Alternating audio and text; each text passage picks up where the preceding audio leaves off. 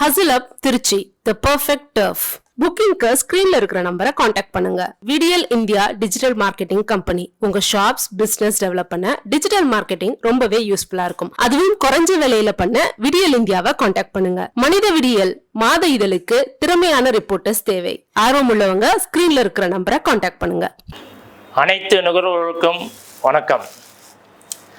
தென்னக நுகர்வோர் மற்றும் மக்கள் பாதுகாப்பு இயக்கத்தின் நிறுவன தலைவரும் ஃபெட்கார்ட் சவுத் இந்தியாவின் தலைவருமான மனிதவிடியல் மோகன் ஆகிய நான் கடந்த 25 ஆண்டுகளுக்கு மேலாக நுகர்வோர் பணியில் ஈடுபட்டு தமிழகம் முழுவதும் நுகர்வோர் விழிப்புணர்வை ஏற்படுத்தி நுகர்வோருடைய பிரச்சனைகளை அலசி ஆராய்ந்து சட்ட ரீதியாக அப்பிரச்சனைகளுக்கு தீர்வு கண்டு தமிழ்நாடு சிவில் சப்ளை மற்றும் கன்சியூமர் டிபார்ட்மெண்ட்டுடைய அட்வைசரி மெம்பராகவும் திருச்சி மாவட்டத்தின் நுகர்வோர் பாதுகாப்பு குழுவின் உறுப்பினராகவும் food safety Trichy district food சேஃப்டியுடைய அட்வைசரி மெம்பராகவும் விஜிலன்ஸ் கமிட்டி மெம்பராகவும் இப்படி பல துறைகளில் நுகர்வோர் பிரச்சினைகளுக்காக பிரதிநிதியாக தொடர்ந்து செயல்பட்டு வரும் நான்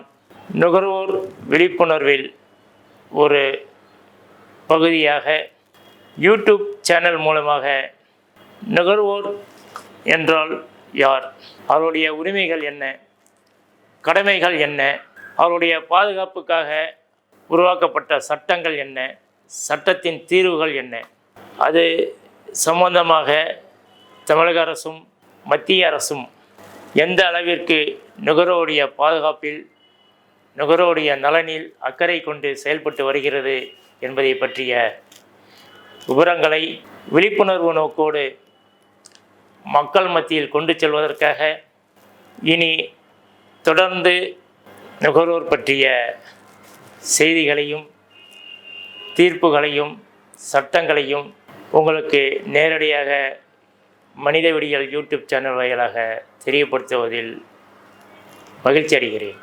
நுகர்வோருடைய வரலாறு. நுகர்வோர் பொறுத்த வரைக்கும் நுகர்வோர் எந்த பொருளை வாங்கினாலும் சரி, எந்த சேவை வாங்கினாலும் சரி, அதில் குறைபாடுகள் இருந்தால் அதற்கு நிவாரணம் என்பது நமக்கு இல்லவே இல்லை, கிடையாது. அனைத்தும் வியாபாரிகளுக்கு ஆதரவான சட்டங்களே இருந்தன. இந்த நிலையில் நுகர்வோரை பற்றிய சிந்திப்பதற்கும் அவருடைய நலனில் அக்கறை காட்டுவதற்கும் உலகளவில் எந்த சட்டமும் இல்லை, எந்த அரசியல் அமைப்பும் இல்லை, எந்த அரசியல்வாதிகளும் அதற்கு முன்வரவில்லை. இப்படி ஒரு காலகட்டத்தில் தான் அமெரிக்காவில் ரால்ஃப் நாடார் என்ற ஒரு பொறியியல் வல்லுநர் ஃபோர்டு காரை ஒன்றை விலக்கி புதிய காரை விலக்கி வாங்கி பயன்படுத்த ஆரம்பித்தார். அது வாங்கியதிலிருந்து அதில் ஒரு வகையான சத்தம் தொடர்ந்து வந்து கொண்டே இருந்ததால் அவர் வாங்கிய நிறுவனத்திலே அதை சர்வீஸ் செய்து அந்த குறையை நிவர்த்தி செய்து தருமாறு கொடுத்த பொழுது பல முறை இதை போல் கொடுத்துள்ளார். ஒவ்வொரு முறையும் அந்த சத்தம் என்பது நிற்கவே இல்லை.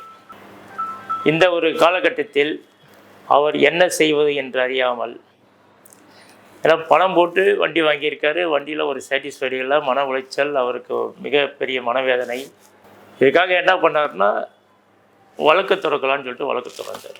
நமக்கு ஜென்ரலாகவே தெரியும், புதுசாக ஒரு முயற்சி நம்ம எடுக்கும் பொழுது பார்த்திங்கன்னா ஆதரவுங்கிறது ரொம்ப கம்மியாக தான் இருக்கும். ரொம்ப ஆதரிக்க மாட்டாங்க, ஏதோ பைத்தியக்காரன் ஏதோ பண்ணுறான் போல இருக்குது. அவங்கள அலட்சியப்படுத்துவதில் தான் நம்ம மக்கள், நம்முடைய சுற்றியுள்ள மக்கள் கருதுவார்கள்.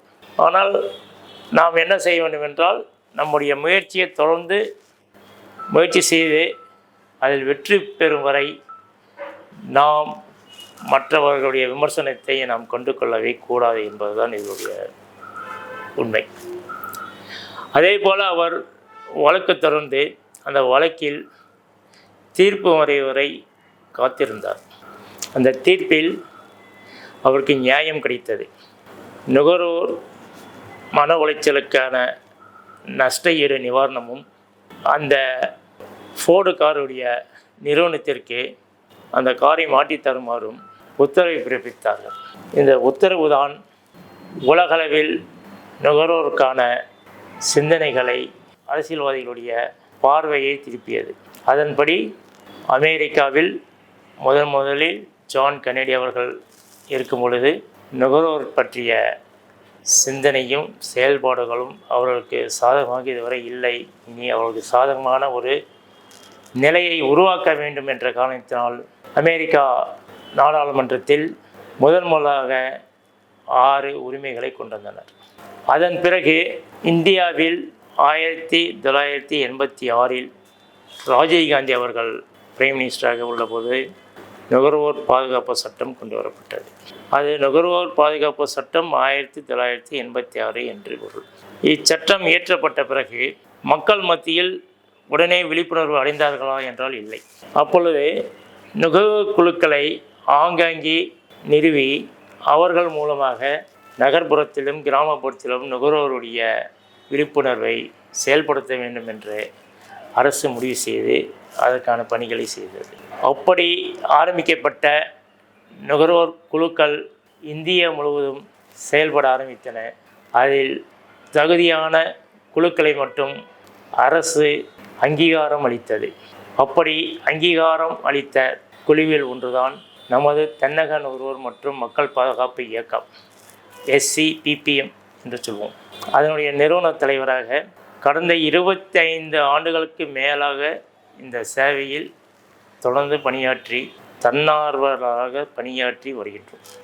இதில் நாம் மட்டும் பணியாற்றினால் மிகப்பெரிய அளவில் விழிப்புணர்வை ஏற்படுத்த முடியாது என்ற காரணத்தினால் தமிழகம் முழுவதும் நமது அமைப்பில் அங்கத்தினர்களை சேர்த்து நிர்வாகிகளை நியமித்து ஒவ்வொரு பக்கமாக நம்முடைய நுகர்வோர் விழிப்புணர்வை கொண்டு சென்றோம்.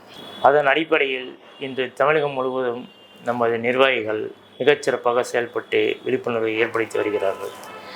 எந்தவித பிரதிபலனும் இல்லாமல் தொடர்ந்து நாம் அமைப்பின் மூலியமாக என்னென்ன செய்து வருகின்றோம், மக்கள் தெரிந்து கொள்ள வேண்டிய விஷயங்கள் என்ன, நாம் என்னென்ன சாதித்துள்ளோம், மக்கள் மத்தியில் எப்படியெல்லாம் செயல்படுத்தியுள்ளோம் என்பதை ஒவ்வொரு முறையும் நாங்கள் தெளிவாக யூடியூப் மூலியமாக உங்கள் முன் கொண்டு வருகின்றோம். இதில் ஆரம்பமே தவிர முடிவில்ல.